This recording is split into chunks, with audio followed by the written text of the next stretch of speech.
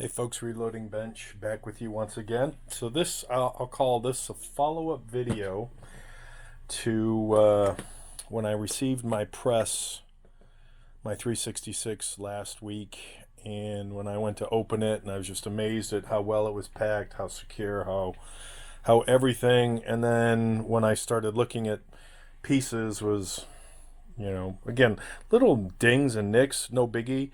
That scratch, if the camera picks it up based on my lighting, that one kind of ticked me off a little bit.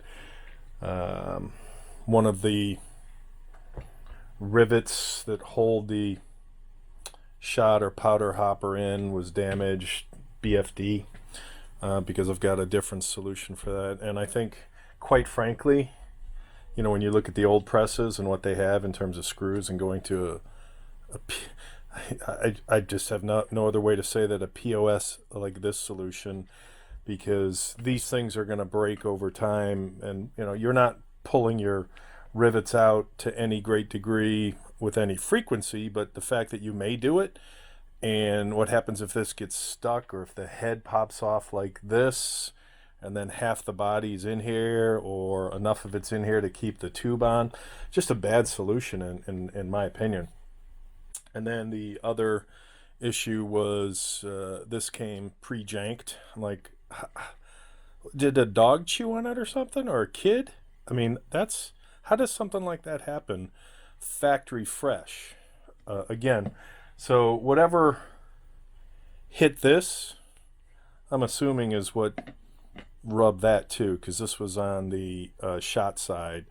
And then again, just stuff that flakes off, which is probably going to happen anyway. So I received the press, and then when I opened it and made the video, the very next day I called Hornady, and my question to Hornady was, based on the press serial number, is there a way to find out when it was made? Is this new old stock that was just sitting around?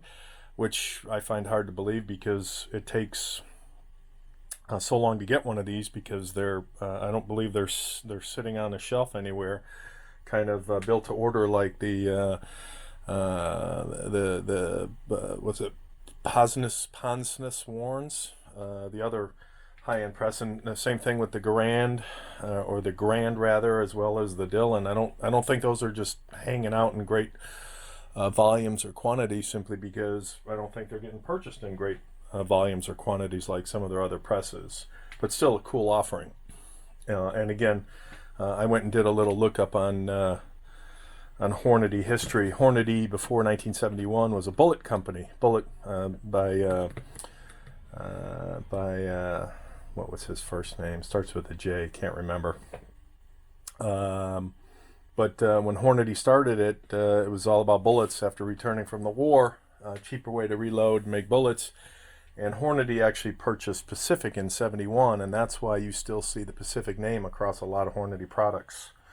Anything that was older that was originally Pacific, I think, still has that reference. So anyway, I'm on the phone with Hornady, and they transferred me to a person, and she's very interested in where I was going with my question, in terms of why is this guy asking about when his press was made and who might have QA'd it. And I said, yeah, I've got some issues, and I was just curious how it came out of the factory like this. And when they asked, what are your issues, and I started going down my list, that's when they said, yeah, can you send us some pictures and a more detailed description?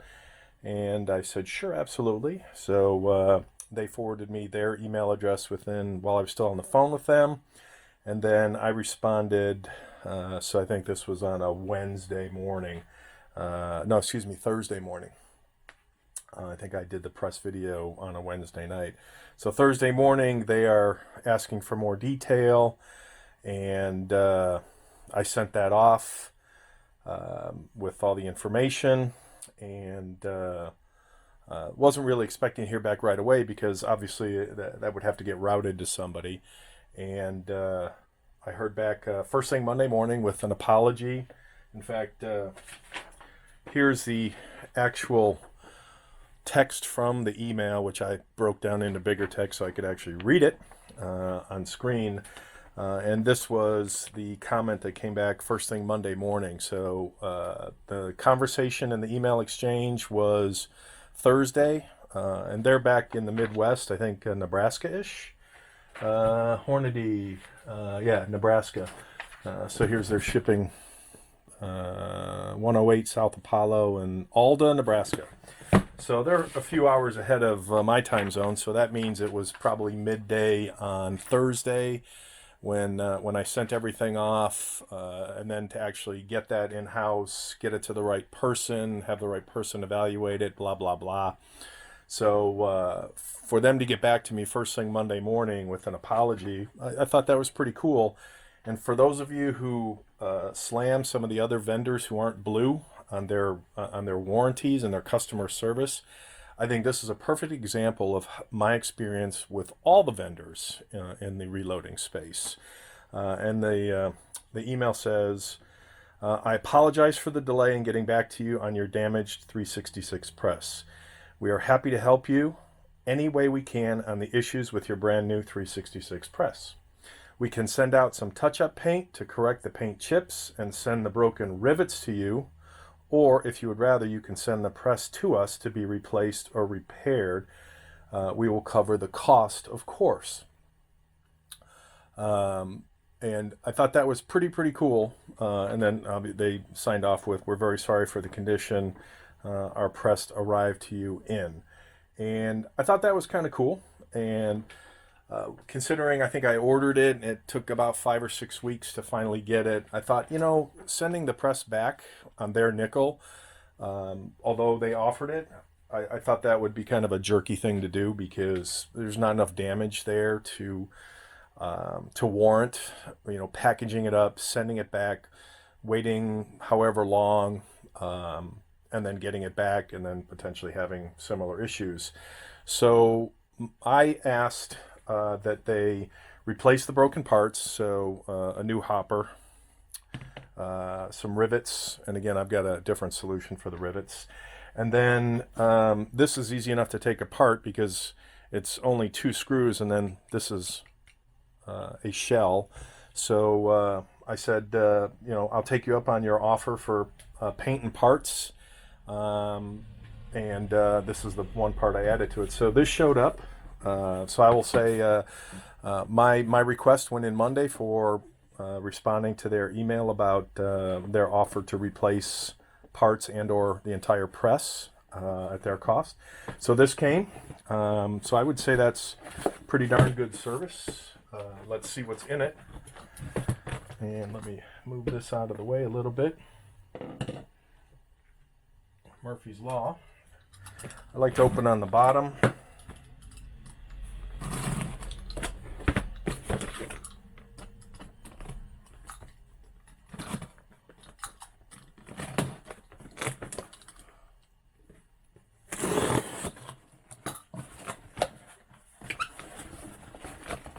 Okay, so it looks like we've got some bubble wrap.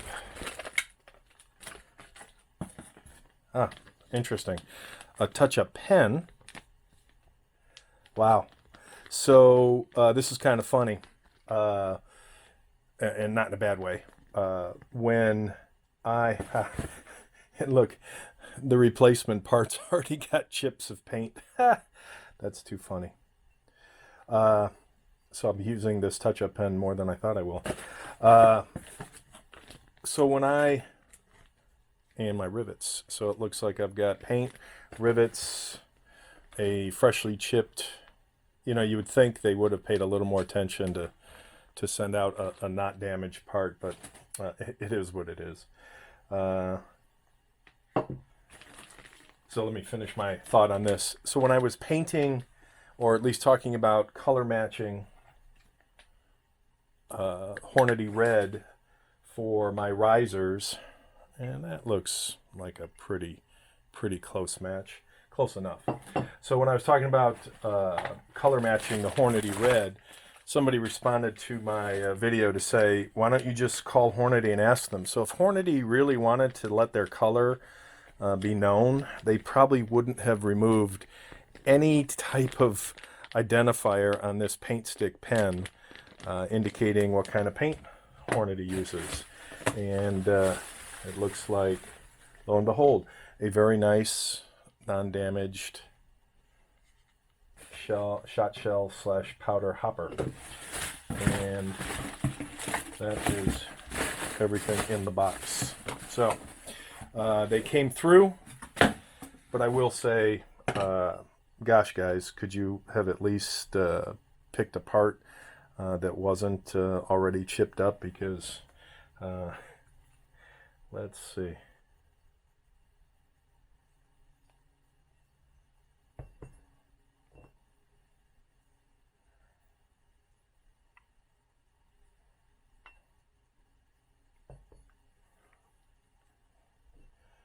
Wow, I gotta say, in all honesty, the replacement part isn't as nice as the worn part. So I think what I'm going to do, yeah, you can even see that it just looks like it just got, I don't know if the camera can pick that up, just kind of scuffed and effed up, whereas this is a little nicer. Wow. Funny in a sad way. So I'll be experimenting with my new paint stick to see what I can do about some touch-ups, and I'll let them know that the replacement part just sloppy, So but in terms of customer service and responsiveness and willingness to do whatever, that's a thumbs up. So the next video will be on some things I'm going to do to not have to rely on these POSs. So more to come. Okay, so I think I'm gonna send back the replacement part, and after playing with this touch-up pen for a minute and trying it out, this bad boy seems to be quite magical. In fact, here's I don't know if this is picked up.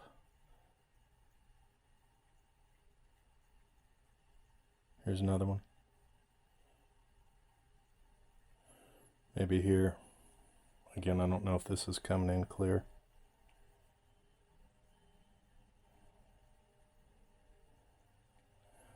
Yeah, that's I'll call that the magic marker. So I think I will touch up my original. Here's one I can, again, yeah, definitely OCD, but just to show you how nicely this wow, yeah, that's I'll call that perfect. I need a bunch of these for my presses. Holy moly, that's pretty cool. I'll say that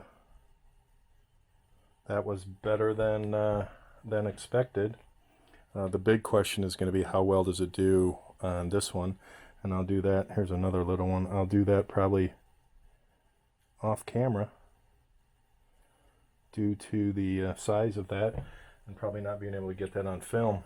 But yeah, my original, again, I don't know what happened here with some dulling or whatever. The P, it just looks like somebody took sandpaper to try and remove paint to show this raised letter, which slightly raised, and they just yeah, I'm gonna say no bueno for whatever, but bueno on other stuff.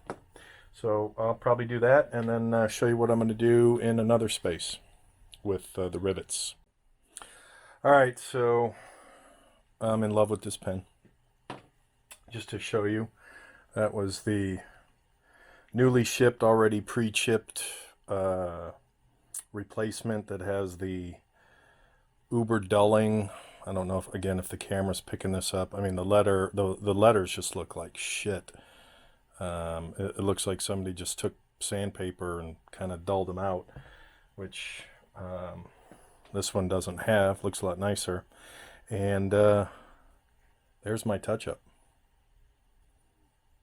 There was a little ding there too, but pretty, I would say, not worth taking the new one. So keep the old one with the ding, and it masked nicely. So that goes back. This is a keeper, and again, like I said, oh, it looks like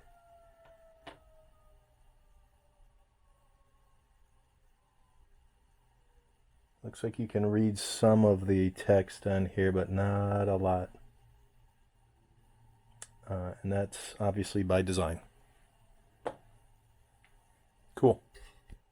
Problem solved. Now I'll do the press, and that'll be easy as well.